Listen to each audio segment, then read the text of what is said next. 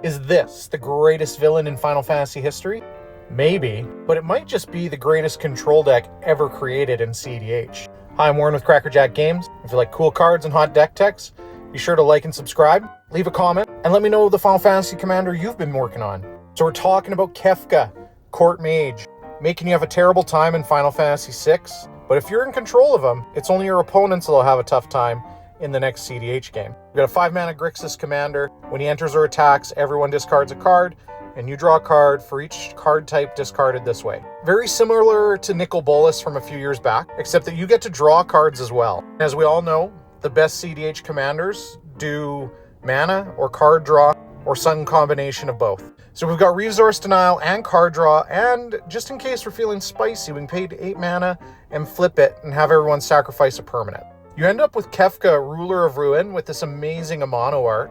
Whenever an opponent loses life during your turn, you may draw that many cards, and it's a flying 5/7. Now, you probably won't need the backside of this card, but it's cool just to know that it's there. So how do you play Grixis control in cEDH? Well, some people would think you'd jam in all the really good, fast card draw spells, Necropotence, ad nauseum, but you actually don't need them here. That opens up a couple of slots and lets us play a couple of free spells that maybe we wouldn't have had access to. I'm looking at you, Submerge. Control's really tough in any 4-player game. The trade-off of one resource for another person's resource means 2 other people didn't have to spend anything, and you could be down resources after that. So we have to pick our battles, set up a board state, and turn the corner fast when we see the opening. Obviously, in Grixis, we've got really succinct win cons like Thassa's Orc, Demonic Consultation, and or Tainted Pack. But because Kefka has an awesome Enter the Battlefield ability, we're also going to play a World Gorger Dragon. Now, if you've never seen this card in play, the way you take advantage of the exile everything is you try and reanimate it with Animate Dead or Necromancy. What you do is you create a loop of all your permanents leaving the battlefield, except World Gorger Dragon, which then he has to go back to the graveyard, which lets your permanents come back, and your Animate Dead will re-pick up World Gorger Dragon and put him back into play. And this loop blinks in and out all of your lands, all of your mana rocks, and ideally Kefka as well. Now, because Kefka will be entering the battlefield over and over again, your opponents will be without cards, and you're going to pick up a few more cards along the way. The other thing this does is produce infinite mana. I'll let you be the decider of how you spend that mana, but I'm thinking like a fairy mastermind and make everyone draw their decks. That seems really good, right?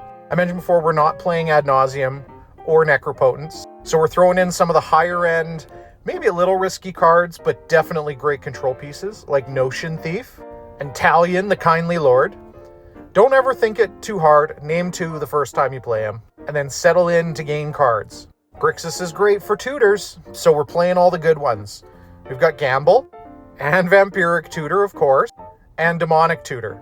Now, as I've been goldfishing this list, which you can find in my Mox field, there's a link in the comments, I kind of forgot how awesome it is to always be able to have Mystic Remora or Rhystic Study super early on in the game because of our awesome unconditional tutors. I mean, I've been playing Teamer for the last 6 months, pretty steady in cEDH, but you really don't get to tutor these 2 cards directly at all. But this deck gets to play them pretty much every game.